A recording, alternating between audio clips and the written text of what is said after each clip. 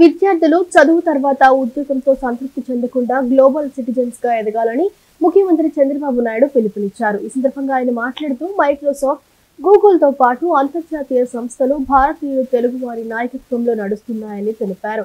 ఇదే స్ఫూర్తితో విద్యార్థులు ఉన్నత స్థానాలకు ఎదగాలని సూచించారు. అమరావతిలో ఏర్పాటు చేసే విద్యా సంస్థల్లో కేవలం ఏపీ విద్యార్థులే కాకుండా ఇతర రాష్ట్రాలు, దేశాల విద్యార్థులు ఉండాలని, అప్పుడే విద్యార్థులు గ్లోబల్ సిటిజన్స్ గా తయారవుతారని చెప్పారు.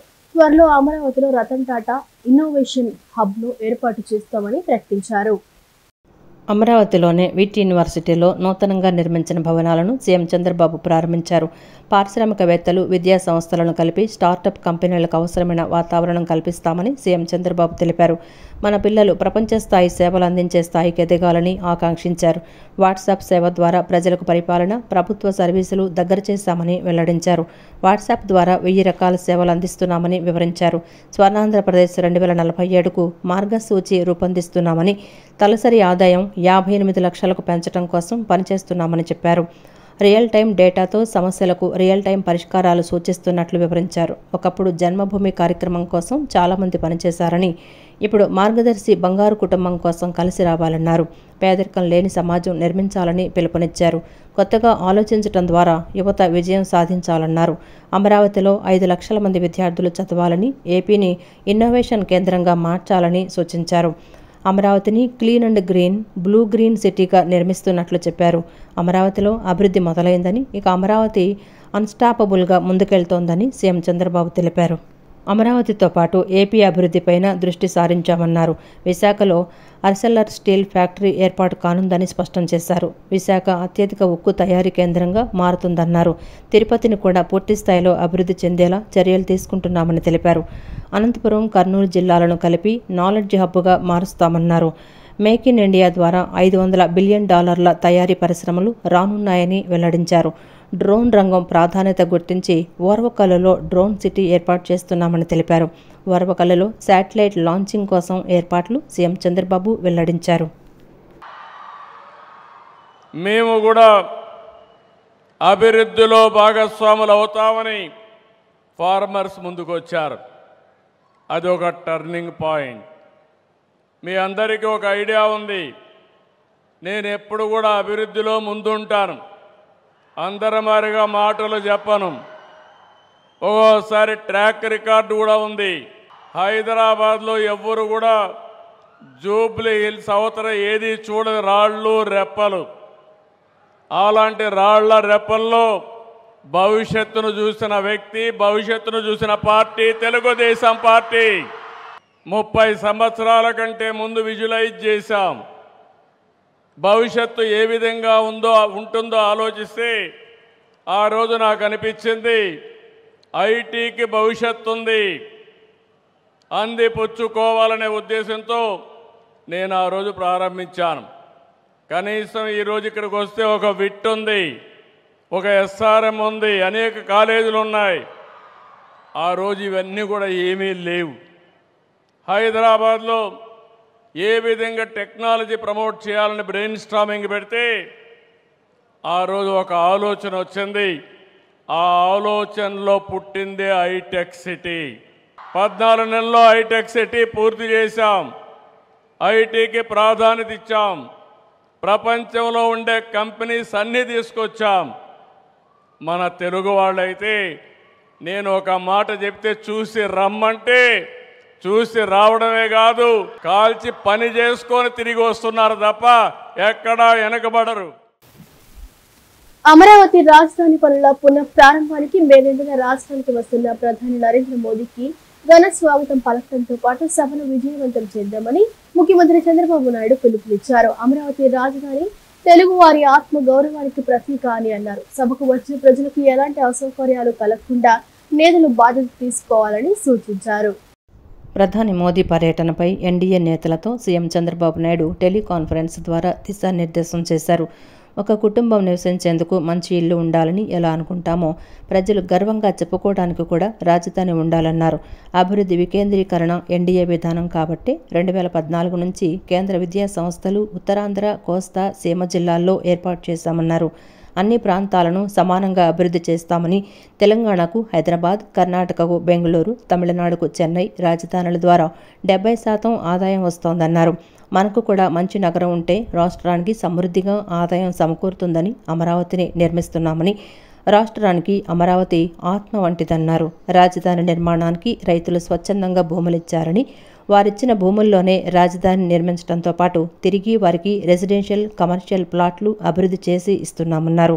రాజధానిలో రైతులను భాగస్వాములను చేస్తున్నామని, రాష్ట్రానికి పరిశ్రమలు వస్తే యువతకు పెద్ద ఎత్తున ఉద్యోగాలు వస్తాయన్నారు. రోడ్ల నిర్మాణం జరిగితే రవాణా సౌకర్యం పెరగడంతో ఆర్థిక వ్యవస్థ బలోపేతం అవుతుందని, కానీ కొన్ని వ్యతిరేక శక్తులు కుట్రతో ప్రజలను కావాలనే తప్పుదోవ పట్టిస్తాయన్నారు. అభివృద్ధిపై బురద జల్లే ప్రయత్నం చేస్తుంటాయని, మనం ప్రజలను అప్రమత్తం చేయడంతో పాటు చేస్తున్న మంచి పనులను గురించి కూడా వివరించాలన్నారు. ఎమ్మెల్యేలు, మంత్రులు బాధ్యత తీసుకొని ప్రజలకు తెలియచేయాలని, ఇబ్బందులను అధిగమిస్తూనే సంక్షేమం, అభివృద్ధి బాటను వీడటం లేదన్నారు. రాష్ట్ర వ్యాప్తంగా త్వరలోనే 42 నియోజకవర్గాల్లో ఇండస్ట్రియల్ పార్కుల ఏర్పాటుకు శ్రీకారం చుడతామని, 175 నియోజకవర్గాల్లోనూ రాబోయే రోజుల్లో ఇండస్ట్రియల్ పార్కులు ఏర్పాటు చేసి 1 ఫ్యామిలీ 1 ఎంటర్‌ప్రెన్యూర్ సాకారం దిశగా అడుగులు వేస్తామన్నారు. మన రాజధాని అమరావతి అని గర్వంగా చెప్పుకునే విధంగా రాజధాని నిర్మాణం జరుగుతుందని మంత్రి బీసీ జనార్దన్ రెడ్డి అన్నారు. దేశ చరిత్రలో ఎవరు చేయని త్యాగం అమరావతి రైతులు చేసి 33,000 ఎకరాలు రాజధానికి ఇచ్చారన్నారు. నాడు టీడీపీ ప్రభుత్వం అమరావతి రాజధానిని ప్రారంభిస్తే రాక్షస పాలనతో జగన్మోహన్ రెడ్డి మధ్యలో వదిలేశారన్నారు. ప్రజావేదిక కూల్చివేతతో ప్రారంభించి 3 ముక్కలాటతో అమరావతి రాజధాని లేకుండా చేశారన్నారు. నాడు అమరావతి రైతులు ఎడతెగని పోరాటం చేసినా నాటి ప్రభుత్వానికి రైతుల ఘోష వినపడలేదని చెప్పారు. మన రాజధాని అమరావతి అని గర్వంగా చెప్పుకునే విధంగా రాజధానిని నిర్మించబోతున్నామన్నారు.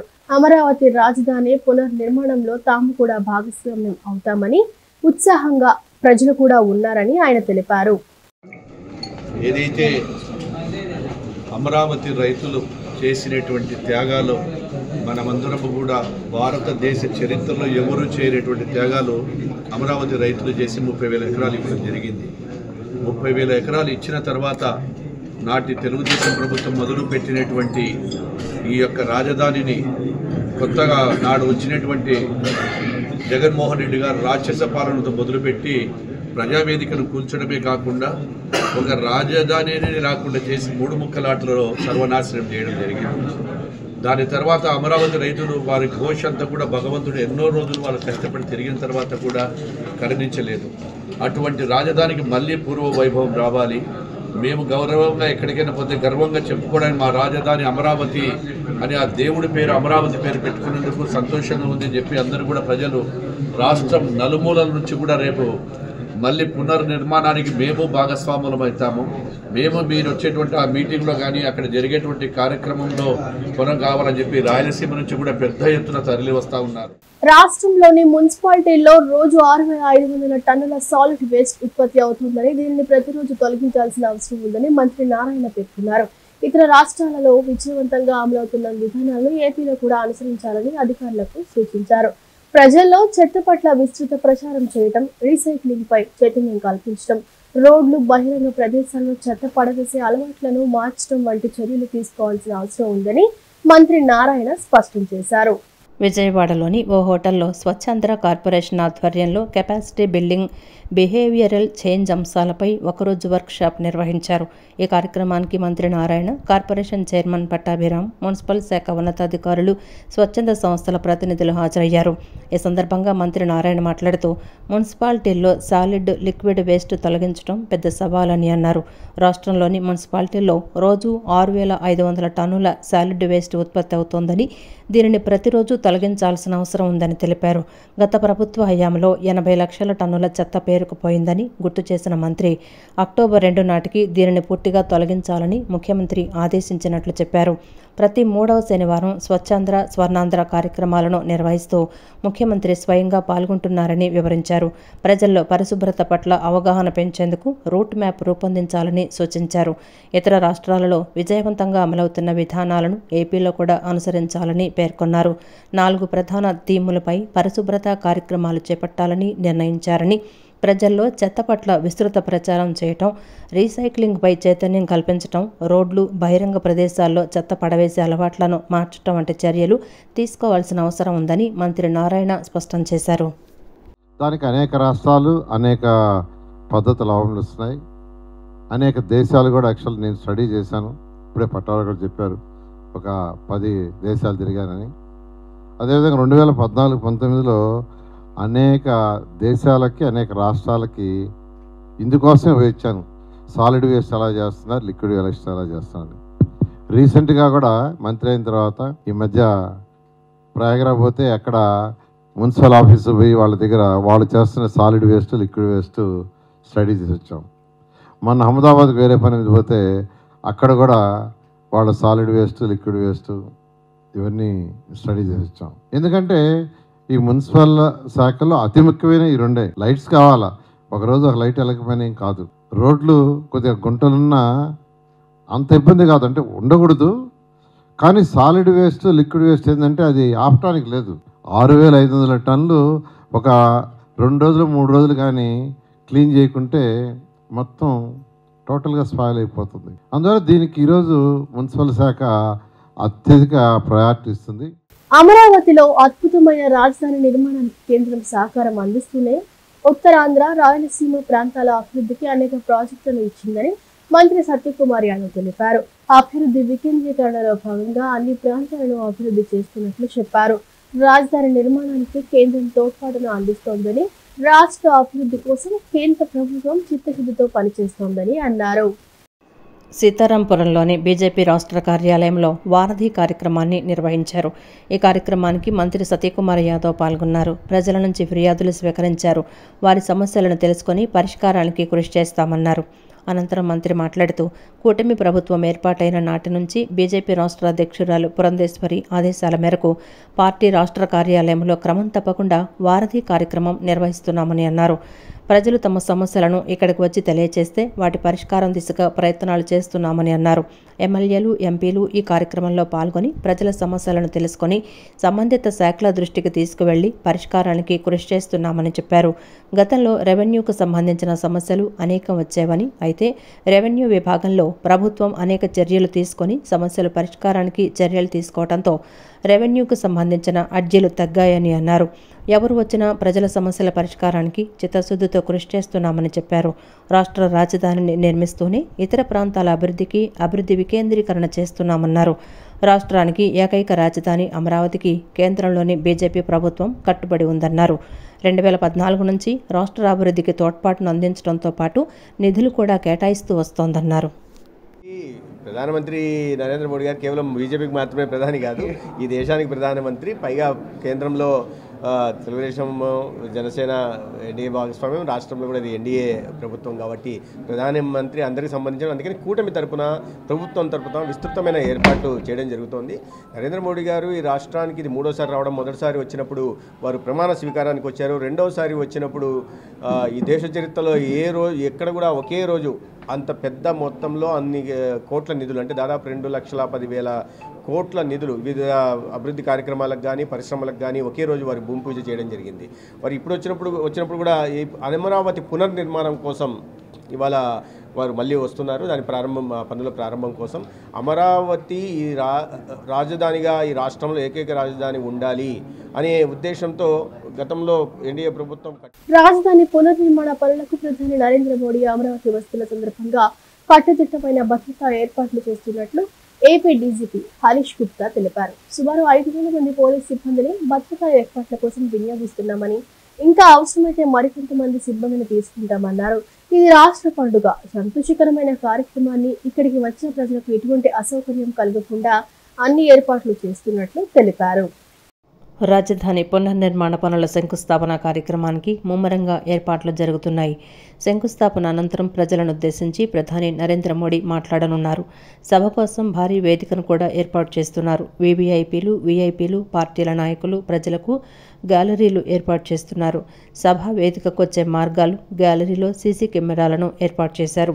సభా వేదికకు దగ్గరలోనే కంట్రోల్ రూమ్ను కూడా ఏర్పాటు చేశారు. సీసీ కెమెరాల ద్వారా కంట్రోల్ రూమ్ నుంచి పోలీసు శాఖ అధికారులు, సిబ్బంది పర్యవేక్షించనున్నారు.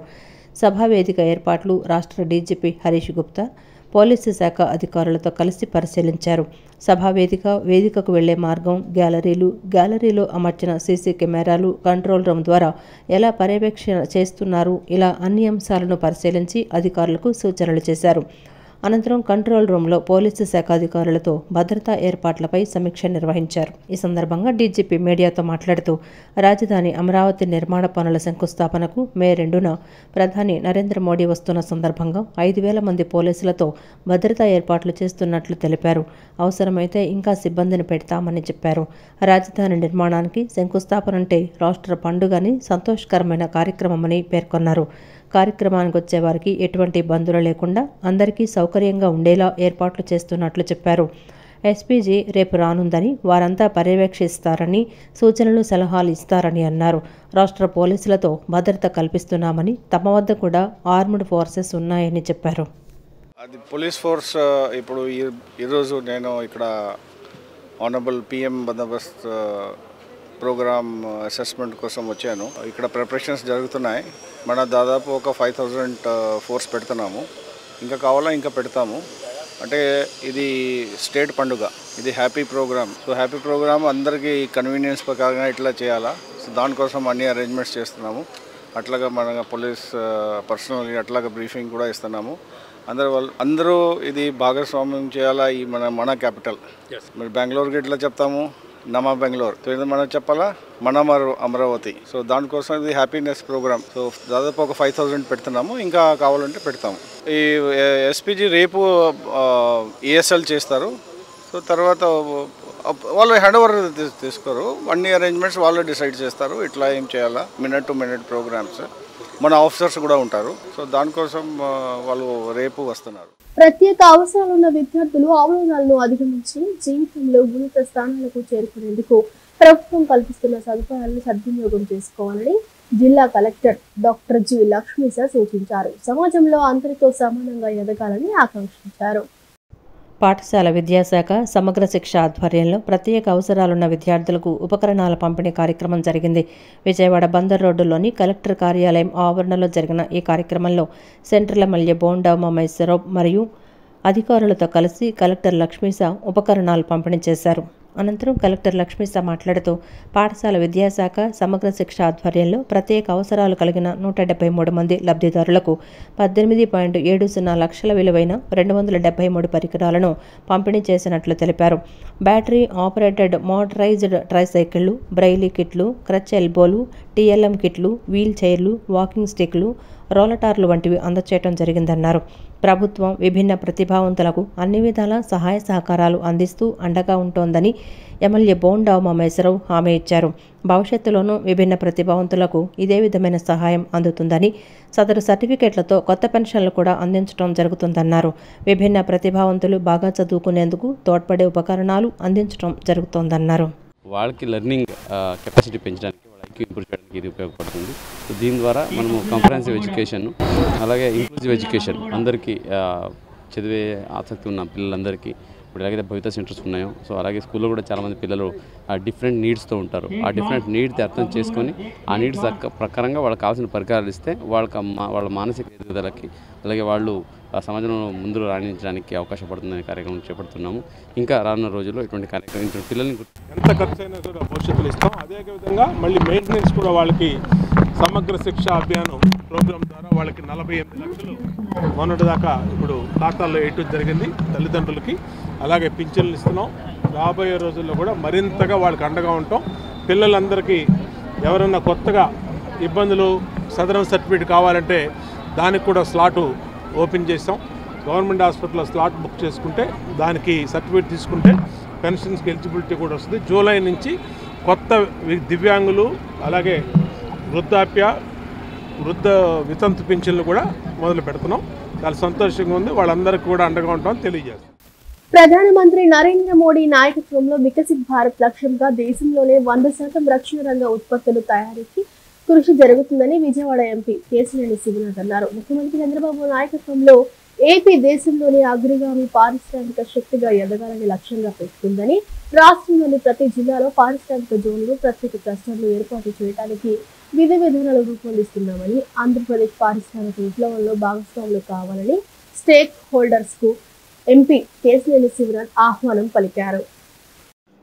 విజయవాడలో రాష్ట్ర పరిశ్రమల శాఖ ఆధ్వర్యంలో defence, aerospace, manufacturing hub policy క్లస్టర్ల రూపకల్పన కోసం మీట్ విత్ స్టేక్ హోల్డర్స్ కార్యక్రమం నిర్వహించడం జరిగింది. ఈ మీట్ విత్ స్టేక్ హోల్డర్స్ సదస్సులో విజయవాడ ఎంపీ కేశినేని శివనాథ్ కీలక ప్రసంగం చేశారు. ముఖ్యమంత్రి చంద్రబాబు నాయకత్వంలో ఏపీ దేశంలోనే అగ్రగామి పారిశ్రామిక శక్తిగా ఎదగాలని లక్ష్యంగా పెట్టుకుందన్నారు. 1990లో చంద్రబాబు నాయుడు మైక్రోసాఫ్ట్ అధినేత బిల్ గేట్స్ను కలిసి రాష్ట్రంలో పెట్టుబడులు పెట్టాలని ఆహ్వానం పలికి ప్రపంచం దృష్టి రాష్ట్రంపై పడేలా చేశారన్నారు. ప్రధానమంత్రి నరేంద్ర మోడీ నాయకత్వంలో వికసిత్ భారత్ లక్ష్యంగా దేశంలోనే 100% రక్షణ రంగ ఉత్పత్తుల తయారీకి కృషి జరుగుతోందన్నారు. రాష్ట్రంలో ప్రతి ప్రాంతంలో విమానయానం, రక్షణ రంగాల్లో కేంద్రాలను అభివృద్ధి చేస్తున్నామని, ప్రధానమంత్రి నరేంద్ర మోడీ నాయకత్వంలో వికసిత్ భారత్ లక్ష్యంగా దేశంలోనే 100% రక్షణ రంగ ఉత్పత్తుల తయారీకి కృషి జరుగుతోందన్నారు.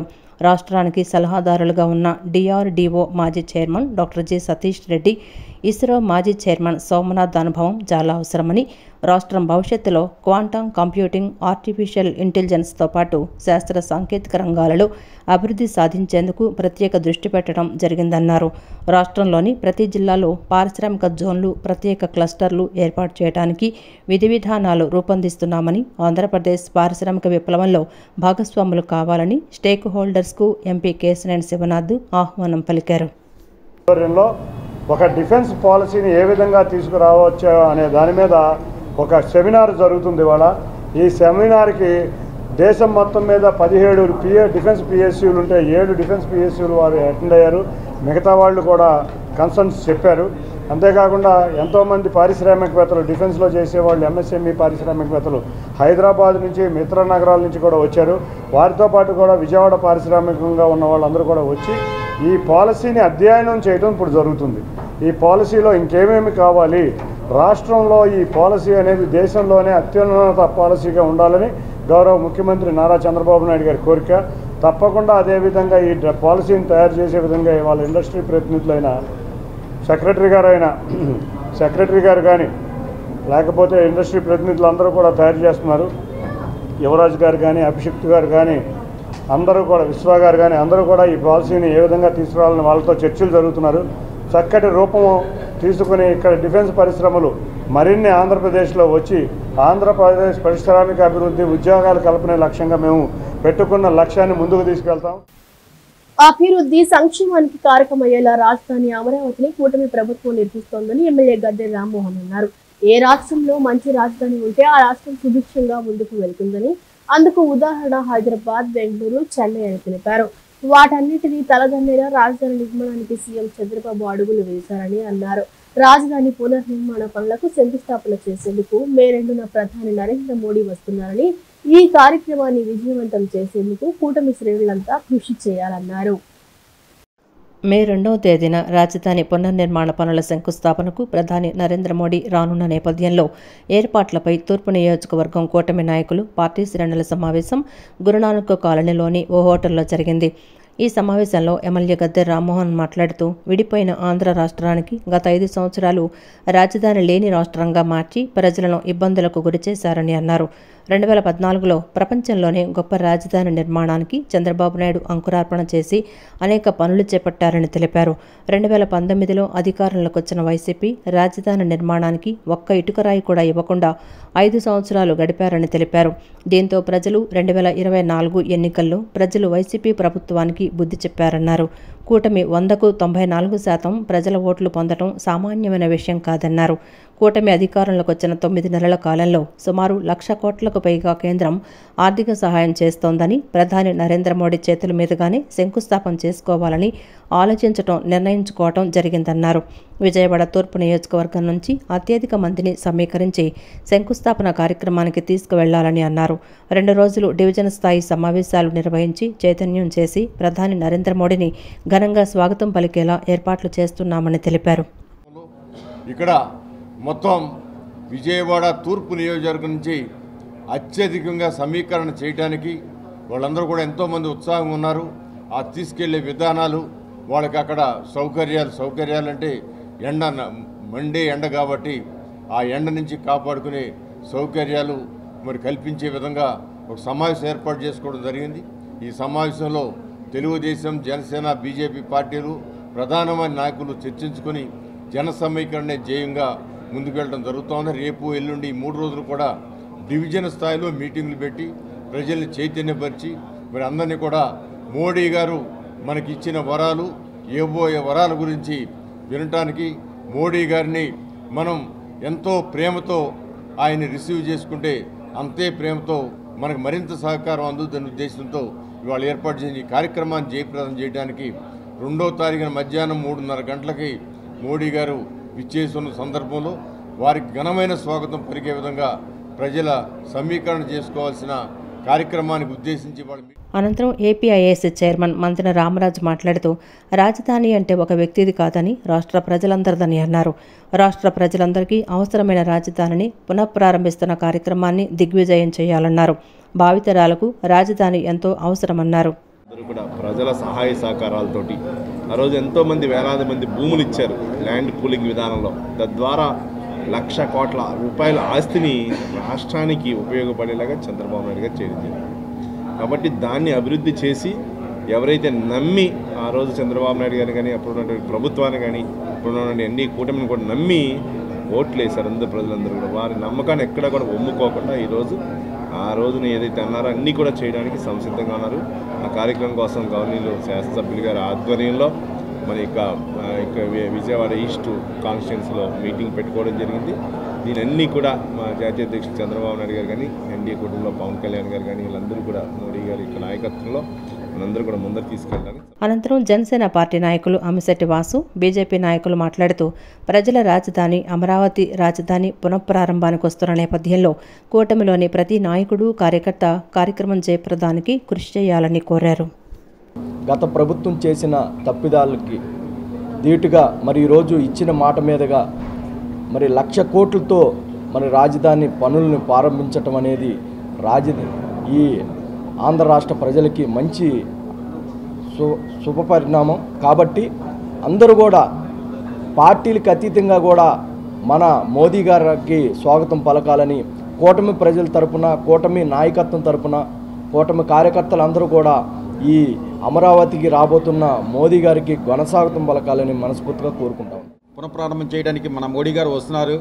దానికి ఎన్డీఏ కూటమి తరపున తెలుగుదేశం, జనసేన, బీజేపీ పార్టీ తరపున ప్రతి నాయకుడు, కార్యకర్త తమ సొంత ఇంటికి ఏ విధంగా అయితే మనం పనులు చేయడానికి బంధుమిత్రులు అందరూ పిలుస్తాం, అదేవిధంగా మన ప్రజా రాజధానికి నరేంద్ర మోడీ గారికి స్వాగతం పలకడానికి ఆ సభకి జయప్రదం చేయాలని చెప్పేసి ముఖ్యంగా మన ఆంధ్రప్రదేశ్ 3 పార్టీల ప్రజాప్రతినిధులకి, నాయకులకి, అందరికీ కార్యకర్తలకి రావాల్సిందిగా కోరుతున్నాం. స్పష్టమైన సమాచారంతో పునరావృతం కాకుండా అర్జీదారులు సంతృప్తి చెందేలా అర్జీలను పరిష్కరించేలా అధికారులు ప్రత్యేక దృష్టి పెట్టాలని కలెక్టర్ డాక్టర్ జి లక్ష్మీశ అన్నారు. సమస్యలను జిల్లా అధికారుల దృష్టికి తీసుకువస్తే పరిష్కారం లభిస్తుందనే ఆశతో ప్రజలు ఎండవేడిని సైతం లెక్క చేయక సుదూర ప్రాంతాల నుంచి తరలివచ్చి సమస్యలపై అర్జీలను సమర్పిస్తున్నారన్నారు. వారి ఆశలను నెరవేర్చి సమస్యలకు పరిష్కారం చూపడంలో జవాబుదారీతనంతో అర్జీలను పరిష్కరించాలని జిల్లా కలెక్టర్ డాక్టర్ జి లక్ష్మీశ అన్నారు. పబ్లిక్ గ్రీవెన్స్ రెడ్రెసల్ సిస్టమ్ కార్యక్రమంలో భాగంగా సోమవారం కలెక్టరేట్ శ్రీ పింగళి వెంకయ్య సమావేశ మందిరంలో కలెక్టర్ డాక్టర్ జి లక్ష్మీశ ప్రజల నుంచి అర్జీలు స్వీకరించారు. ఈ సందర్భంగా జిల్లా కలెక్టర్ మాట్లాడుతూ ప్రజల నుండి స్వీకరించిన అర్జీలకు సంబంధించి క్రింది స్థాయి అధికారులు, సిబ్బంది నుండి స్పష్టమైన సమాచారం తీసుకొని అర్జీలు పునరావృతం కాకుండా సమస్యలను పరిష్కరించి అర్జీదారులను సంతృప్తిపరచడమే లక్ష్యంగా అధికారులు పనిచేసి ప్రభుత్వ లక్ష్యం నెరవేర్చాలని జిల్లా కలెక్టర్ డాక్టర్ జి లక్ష్మీశ అన్నారు. రాష్ట్ర ప్రభుత్వం అత్యంత ప్రతిష్టాత్మకంగా అమలు చేస్తున్న పబ్లిక్ గ్రీవెన్స్ రెడ్రెసల్ సిస్టమ్ కార్యక్రమంపై ప్రజలు అనేక ఆశలు పెట్టుకున్నారన్నారు. సమస్యలను జిల్లా అధికారుల దృష్టికి తీసుకువస్తే పరిష్కారం లభిస్తుందనే ఆశతో ప్రజలు ఎండ వేడిమిని సైతం లెక్కచేయక సుదీర్ఘ ప్రాంతాల నుండి తరలివచ్చి సమస్యలపై అర్జీలను సమర్పిస్తున్నారన్నారు. వారి ఆశలను నెరవేర్చి సమస్యలకు పరిష్కారం చూపడంలో జవాబుదారీతనంతో అర్జీలను పరిష్కరించాలని జిల్లా కలెక్టర్ డాక్టర్ జి లక్ష్మీశ అన్నారు. రెవెన్యూ శాఖకు సంబంధించి 29, పోలీసు శాఖకు 21, పురపాలక పట్టణాభివృద్ధి శాఖకు 8, పంచాయతీరాజ్ 7, సర్వే 6, డిఆర్డీఏ 6, వైద్య 6, జలవనరులు 5, విద్య 4, స్కిల్ డెవలప్మెంట్ 4, కోఆపరేటివ్ 3, మెయిన్స్ 3, ఉపాధి కల్పన 2, విద్యుత్ 2, విభిన్న ప్రతిభావంతులు 2, వ్యవసాయం 2, RWS, బీసీ వెల్ఫేర్, పౌర సరఫరాలు, marketing, registration, railway, legal service, సమగ్ర శిక్ష, అటవీ, రవాణా, ట్రైబల్ వెల్ఫేర్, బ్యాంకుకు సంబంధించిన ఒక్కొక్క అర్జీతో కలిపి మొత్తం 122 అర్జీలను స్వీకరించడం జరిగిందని, ఇందులో 32 అర్జీలను స్వయంగాను, 90 అర్జీలను ఆన్లైన్ ద్వారా స్వీకరించినట్లు కలెక్టర్ డాక్టర్ జి. లక్ష్మీస తెలిపారు. విజయవాడ నగరపాలక సంస్థ కమిషనర్ ధ్యానచంద్ర సోమవారం ఉదయం ప్రధాన కార్యాలయంలో గల కమాండ్ కంట్రోల్ రూమ్ నందు సోమవారం ప్రజా ఫిర్యాదుల పరిష్కార వేదికను అధికారులకు నిర్వహించారు. ఈ సందర్భంగా కమిషనర్ మాట్లాడుతూ ప్రజల సమస్యలను వేగంగా సమర్థవంతంగా పరిష్కరించడం నగరపాలక సంస్థ ప్రధాన లక్ష్యమని పేర్కొన్నారు. ఫిర్యాదులపై వెంటనే స్పందించడంతో పాటు వాటికి శాశ్వత పరిష్కారం కనుగొనడంపై అధికారులకు సూచనలు ఇచ్చారు. లాస్ట్ వీక్ 61 అప్లికేషన్స్ వచ్చినాయి. అన్నీ కూడా బియాండ్ ఎస్ఎల్ఏ వెళ్లకుండా మన అధికారులు ఫీల్డ్ లెవెల్లో క్లియర్ చేయడం జరిగింది. కొన్ని రీఓపెన్ కేసెస్ వచ్చిన వెంటనే ఆఫీసర్స్ వాళ్ళతో పర్సనలీ కాంటాక్ట్ అయ్యి లొకేషన్కి వెళ్ళి ఎక్సెప్ట్ ఫర్ ఫినాన్షియల్ ఇష్యూస్ ఉండొచ్చు, కోర్ట్ కేసెస్ తప్ప రిమైనింగ్ అన్నీ కూడా పబ్లిక్ సాటిస్ఫాక్షన్తోనే క్లోజ్ చేయడం జరుగుతుంది. ఈ రోజు కూడా దాదాపుగా 35 అప్లికేషన్స్ వచ్చినాయి ఇప్పటికే. మెయిన్లీ ఎంక్రోచ్మెంట్ సమస్య, వాటర్ ఇష్యూస్, అలాగనే మనకి పెన్షన్ సమస్య, దీనిపైన చాలా వరకు అప్లికేషన్స్ రావడం జరిగింది. లాంగ్ టర్మ్ పెండింగ్ ఉన్న కొన్ని ఇష్యూస్ ఈరోజు దృష్టికి తీసుకోవడం జరిగింది. ఇవి కూడా బియాండ్ ఎస్ఎల్ఏ వెళ్లకుండా క్లియర్ చేయడం జరుగుతుంది. ముఖ్యంగా ప్రతి ఆఫీసర్ కూడా ఫీల్డ్కి వెళ్ళడము, పిటిషనర్స్తో కలవడము, pre visit photos, post visit photos ఇవన్నీ కూడా కంప్లీట్ చేయడానికి ఉన్న డైరెక్షన్స్ మనకు కలెక్టర్ గారి ఇన్స్ట్రక్షన్స్ మనకు క్లోజ్ చేయడం జరుగుతుంది. ప్రైవేట్ అన్ఎయిడెడ్ పాఠశాలలకు పెండింగ్ లో ఉన్న ఫీజు రీయింబర్స్మెంట్ బకాయిలను వెంటనే విడుదల చేయాలని federation of unaided school association రాష్ట్ర శాఖ ప్రతినిధులు కీర్తిలక్ష్మి ప్రసాద్, పరుచూరి శ్రీనివాసరావు, శ్రీకాంత్, భరత్, సుందర్రామ్ ప్రభుత్వాన్ని కోరారు. తల్లిదండ్రులు ఇబ్బంది పడకూడదని, విద్యార్థుల చదువులకు ఆటంకం కలగకూడదనే ఉద్దేశంతో ఫీజులు చెల్లించకపోయినా వారిని కొనసాగిస్తున్నామన్నారు. గత 3 సంవత్సరాలుగా ఇచ్చిన అడ్మిషన్లకు పర్ చైల్డ్ ఎక్స్పెండిచర్ను కమిటీ నిర్ధారించి పాత బకాయిలను చెల్లించి నూతన అడ్మిషన్ల ప్రక్రియ చేపట్టాలన్నారు. Federation of unaided schools association of Andhra Pradesh ఆధ్వర్యంలో విజయవాడ మొగల్రాజపురంలో విలేకరుల సమావేశం నిర్వహించారు. సమావేశంలో AP private unaided schools management association అధ్యక్షుడు కె. తులసి ప్రసాద్, ఉపాధ్యక్షుడు Paruchuri Srinivasarao, independent schools of management association అధ్యక్షుడు కె. శ్రీకాంత్ బాబు, ప్రధాన కార్యదర్శి Bharat, AP private schools association గౌరవాధ్యక్షుడు Sundarram పాల్గొన్నారు. ఈ సందర్భంగా వారు మాట్లాడుతూ గడిచిన 3 సంవత్సరాలుగా రైట్ టు ఎడ్యుకేషన్ కింద విద్యార్థులకు ఉచితంగా అడ్మిషన్లు ఇస్తున్నామని, అవి ఉచితమైన సీట్లు కావని, దాని తాలూకు ఫీజులను ప్రభుత్వం తమకు రియంబర్స్మెంట్ చేయాలన్నారు. గత 3 సంవత్సరాల నుంచి ఫీజు రియంబర్స్మెంట్ చేయలేదన్నారు. 2025-26 ప్రవేశాలకు సంబంధించిన జీవోను విడుదల చేశారని, అది విడుదల చేసే ముందు స్టాండర్డ్ ఆపరేషన్ ప్రొసీజర్ ఒక స్థానంలో లేకుండా రాబోయే సంవత్సరానికి ఉండాల్సిన ఫీజులు నిర్ధారించకుండా ప్రవేశాల గురించి ప్రకటన చేశారన్నారు. ఆర్టీఈ 12(1)C అడ్మిషన్లకు తాము వ్యతిరేకం కాదని, గడిచిన సంవత్సరం 38,000 అడ్మిషన్లు చేశామన్నారు. ఎప్పుడూ పిల్లలను బయట పంపలేదు, ఇబ్బంది పెట్టలేదని చదువు చెప్తున్నామని తెలిపారు. కానీ ఆ పిల్లలకు సంబంధించిన ఫీజు రియంబర్స్మెంట్ తమకింతవరకు చేరలేదన్నారు. ఆర్టీఈ యాక్ట్ అడ్మిషన్ల ప్రక్రియపై తాము కోర్టును ఆశ్రయించగా తమకు అనుకూలంగా తీర్పు వచ్చిందన్నారు. పేద విద్యార్థులకు 25% సీట్లు కేటాయించాలన్న ప్రభుత్వ నిర్ణయాన్ని అమలు చేస్తున్నామన్నారు. గత 3 సంవత్సరాలుగా ఇచ్చిన అడ్మిషన్లకు పర్ చైల్డ్ ఎక్స్పెండిచర్ను కమిటీ నిర్ధారించి పాత బకాయిలను చెల్లించి అడ్మిషన్ల ప్రక్రియ చేపట్టాలన్నారు. పోయే సంవత్సరానికి ఉండాల్సిన ఫీజుల గురించి నిర్ధారణ జరగకుండా ఏది ఒక కమిటీని ఫామ్ చేశారు. మా అసోసియేషన్ ఇక్కడ కూర్చున్న ఎవరైతే 4 ఉన్నామో ఈ 4 అసోసియేషన్ సబ్ ప్రెసిడెంట్స్తో ఒక నిర్ధారణ కమిటీని ఏర్పాటు చేశారు. కానీ ఇంతవరకు దాని సమావేశం జరగలేదు. కానీ ప్రవేశాల గురించి అయితే ప్రకటన చేయడం జరిగింది. దీన్ని ముఖ్యంగా మీ అందరి దృష్టికి తీసుకురావడానికి మేము ఇక్కడ కూర్చున్నాం. మేము ఆర్టీఈ 12(1)C అడ్మిషన్స్కి వ్యతిరేకం కాదు. దాదాపుగా గడిచిన సంవత్సరం 38,000 అడ్మిషన్స్, అంతకుముందు సంవత్సరం కూడా మేము అడ్మిషన్స్ తీసుకోవడం జరిగింది. పిల్లల్ని మేము ఎప్పుడూ ఇబ్బంది పెట్టలేదు, బయటకు పంపలేదు. వాళ్ళకి మేము చదువు చెప్తూనే ఉన్నాం. కానీ ఆ పిల్లలకు సంబంధించినటువంటి ఫీజు రియంబర్స్మెంట్ ఏదైతే ఉందో అది ఇంతవరకు మాకు చేరలేదు. ప్రభుత్వ పాఠశాలలు దీనివల్ల ప్రభుత్వానికి కూడా ఎవరికి అంటే డబుల్ ఎక్స్పెండిచర్ అవుతుంది. ప్రభుత్వ పాఠశాలల్లో అడ్మిషన్లు తగ్గుతున్నాయి. మరి రియంబర్స్మెంట్ పరంగా మరి ఇంజనీరింగ్ కాలేజీల వాళ్ళందరూ కూడా ఇంకా టైంకి రావట్లేదు అంటున్నారు. ఆ భయం కూడా ఉంది. రియంబర్స్మెంట్ అసలు ఎంత అనేది నిర్ణయించలేదు. ఒకటి కమిటీ వేశారు, కానీ నిర్ణయించిన తర్వాత రూల్ ప్రకారంగా 50% సెప్టెంబర్లో, మరొక 50% జనవరిలో ఇవ్వాలి. ఇవన్నీ యాక్ట్లో రూల్స్లో, మన సెంట్రల్ రూల్స్లో కానీ స్టేట్ రూల్స్లో కానీ ఉన్నవేనండి. ఉన్న వాటిని అమలు చేయట్లేదు. అదే మా అభ్యర్థన. వాటిని ఖచ్చితంగా అమలు చేస్తే ఇది ఎవరికీ ఇబ్బంది లేకుండా ఉంటుందనేది మా ఘోష. అంటే ఆ రోజున ప్రభుత్వం సూచించి ప్రభుత్వం నియమించి ప్రభుత్వం ఇంత అమౌంట్ ఇస్తామన్న అమౌంట్ ఇవ్వలేదు. చట్టంలో ఏముందో దాన్ని కూడా ఇంప్లిమెంట్ చేయలేదు. మా అభ్యర్థన ఒకటే, చట్టంలో ఏముంది, ఆర్టీఏ యాక్ట్ మెయిన్ యాక్ట్లో ఏముంది, కేంద్ర ప్రభుత్వం యాక్ట్లో ఏముందో దాన్ని కంపల్సరిగా అమలు చేయాల్సిందిగా ప్రభుత్వాన్ని మేము డిమాండ్ చేస్తున్నాం. కానీ 12C అడ్మిషన్స్కి మేము వ్యతిరేకం కాదు. మా మీద అనవసరంగా అపోహలు పడద్దు. ఆంధ్ర రాష్ట్రంలో చదువుతున్న విద్యార్థులకు కూడా విజ్ఞప్తి చేస్తున్నాం. 25% ఫ్రీ సీట్లు ఇచ్చేందుకు మేము ఆనాడు ఈనాడు ఏనాడు సుముఖంగా ఉంటాం. కానీ ఫీజు రియంబర్స్మెంట్ టైంకి ఇవ్వాల్సిందిగా అభ్యర్థిస్తున్నాం. కేవలం ఆ పాఠశాలల మీద ఆర్థిక భారం లేకుండా చుట్టుపక్కల గ్రామాల్లో ఉన్నటువంటి పిల్లలందరికీ కూడా చక్కటి విద్యను అందించడానికి ప్రభుత్వం ఎటువంటి నిర్ణయం తీసుకున్నా మేమందరం సహకరించడానికి సిద్ధంగా ఉన్నాం. ఇక అలాగే ఇక్కడ ఇంకొక విషయాన్ని మీడియా మిత్రులు కూడా గమనించాలి. మన రాష్ట్ర ప్రభుత్వము అభివృద్ధి గురించి ఎంతగానో మాట్లాడుతూ ఉంది. ఎన్నో కంపెనీలు మన రాష్ట్రానికి రావాలని కోరుకుంటూ ఉన్నారు. వాటితో పాటు ముఖ్యంగా ఏ కంపెనీ వాళ్ళు ఇక్కడికి రావాలన్నా మన రాష్ట్రంలో విద్యాభివృద్ధి అనేది జరగాలి. విద్యా సంస్థలు అన్ని వర్గాల వారికి సేవ చేసే విధంగా ఉండాలి. ముఖ్యంగా మా ఇండిపెండెంట్ మేనేజ్మెంట్ స్కూల్స్లో CBSE, ICSE, international board schools ఉన్నాయి. కానీ ఆ స్కూల్స్ వారు కూడా ఆర్థికంగా ఎంతో నష్టపోతూ ఉన్నారు. ఉండి నియోజకవర్గంలో పేదల ఇళ్లను అన్యాయంగా కూల్చివేయడంపై ప్రభుత్వం వెంటనే చర్యలు తీసుకోవాలని ప్రోత్సహించిన స్థానిక ఎమ్మెల్యే రఘురామకృష్ణరాజు అరాచకాలను నియంత్రించాలని CPM రాష్ట్ర కార్యదర్శి వి శ్రీనివాసరావు డిమాండ్ చేశారు. అధికారంలోకి వస్తే పేదలకు ఇళ్ల పట్టాలు ఇస్తామని వాగ్దానం చేసిన టీడీపీ నాయకులు ఇప్పుడు అన్యాయంగా ఇళ్లను కూల్చివేస్తున్నారని అన్నారు. ఉండి నియోజకవర్గంలో పేదల ఇళ్లను అన్యాయంగా కూల్చివేయడంపై మాత్రమే తాము మాట్లాడామని డిప్యూటీ స్పీకర్ స్థానిక ఎమ్మెల్యే రఘురామకృష్ణరాజుకు తనకు వ్యక్తిగత కక్ష గాని గొడవలు కానీ లేవని స్పష్టం చేశారు. పేదలకు న్యాయం జరిగే వరకు CPM పార్టీ అండగా ఉంటుందని స్పష్టం చేశారు. డిప్యూటీ స్పీకర్ రఘురామకృష్ణరాజు చేసిన వ్యాఖ్యలపై CPM రాష్ట్ర నాయకుడు శ్రీనివాసరావు తీవ్రస్థాయిలో విమర్శలు చేశారు.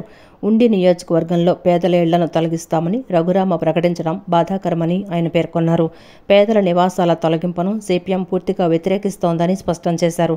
విజయవాడ బాలోత్సవ భవనంలో ఏర్పాటు చేసిన విలేకరుల సమావేశంలో ఆయన మాట్లాడుతూ తాను ఎప్పుడూ రఘురామకు క్షమాపణ అడగలేదని, వ్యక్తిగత విమర్శలు కూడా చేయలేదని అన్నారు. డిప్యూటీ స్పీకర్ స్థాయిలో ఉన్న వ్యక్తి మర్యాదతో గౌరవంతో మాట్లాడాలని కోరారు.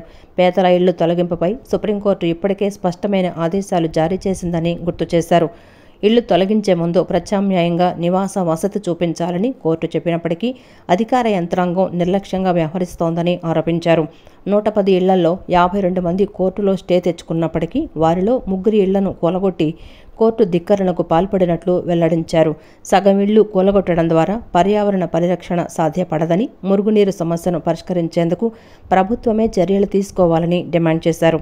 ప్రభుత్వ స్థలాల్లో ఇళ్లు నిర్మించిన పేదలకు పట్టాలివ్వాలని నారా లోకేష్ చెప్పిన విషయాన్ని గుర్తు చేస్తూ మంగళగిరిలో ఇచ్చినట్లుగా ఉండిలోనూ ఇవ్వాలని డిమాండ్ చేశారు.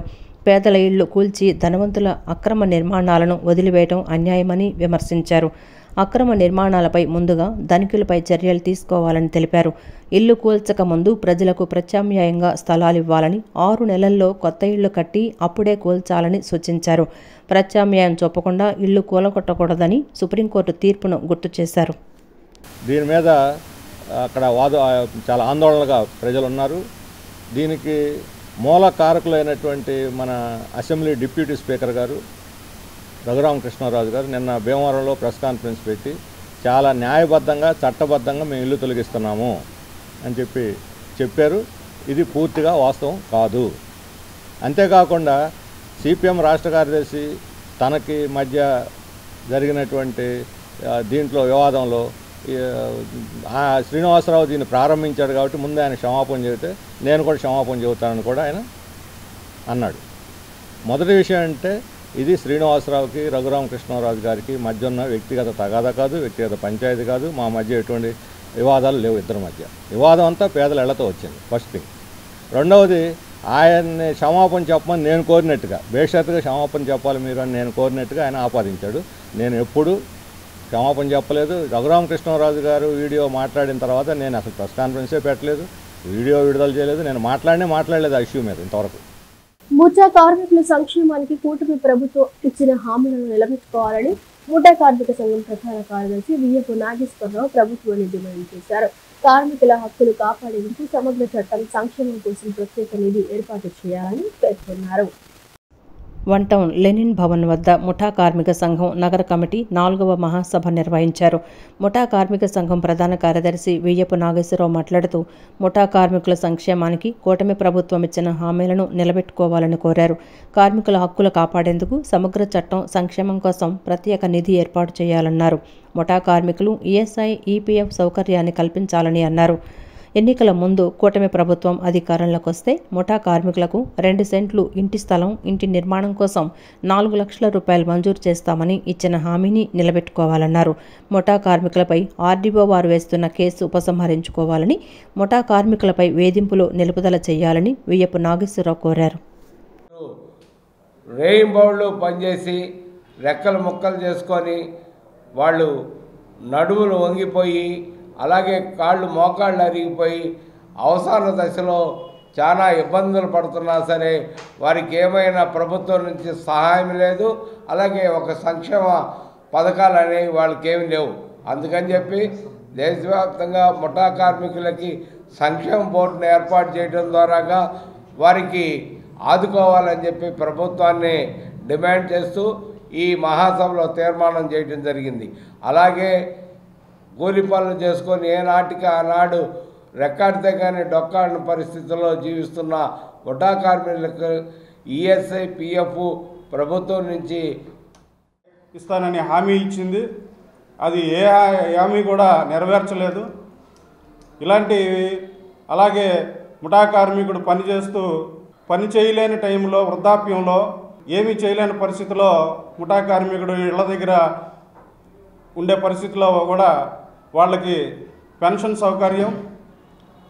సౌకర్యాన్ని ఈ ప్రభుత్వం ఇచ్చి ఆదుకోవాలని, అలాగే ప్రమాదవశాత్తు పనిచేస్తూ మరణించిన కార్మికుడికి 5 లక్షలు ఎక్స్గ్రేషియా ప్రభుత్వం ద్వారా ఇచ్చి ఆ కుటుంబాన్ని ఆదుకోవాలని భవిష్యత్ పోరాటాలకి మేము సిద్ధమయ్యాం. రాబోయే కాలంలో ఇంకా ఉధృతంగా చేసి కార్మికులకి ఘనమైన ఇది చేయాలనేది మా ఆకాంక్ష. ఏపీ ఫైబర్ నెట్ వ్యవస్థలోని అన్ని విభాగాల్లో నిష్ణాతులైన టెక్నికల్ సిబ్బంది ఉన్నారని, అయితే మ్యాన్ పవర్ సప్లై ఏజెన్సీ గడువు పూర్తయి వెళ్లిపోవడంతో రాష్ట్ర వ్యాప్తంగా ఫైబర్ నెట్ సేవల్లో అంతరాయం ఏర్పడుతుందని ఏపీ ఫైబర్ నెట్ ఫెడరేషన్ అధ్యక్షులు కృష్ణ తెలిపారు. లక్షలాది మంది వినియోగదారులు ఆపరేటర్లపై తీవ్ర ఒత్తిడికి గురి చేస్తున్నారని చెప్పారు. ముఖ్యమంత్రి చంద్రబాబు వెంటనే స్పందించి సమీక్షా సమావేశం నిర్వహించి సిగ్నల్స్ అన్ని పునరుద్ధరించేలా చేయాలని కోరారు.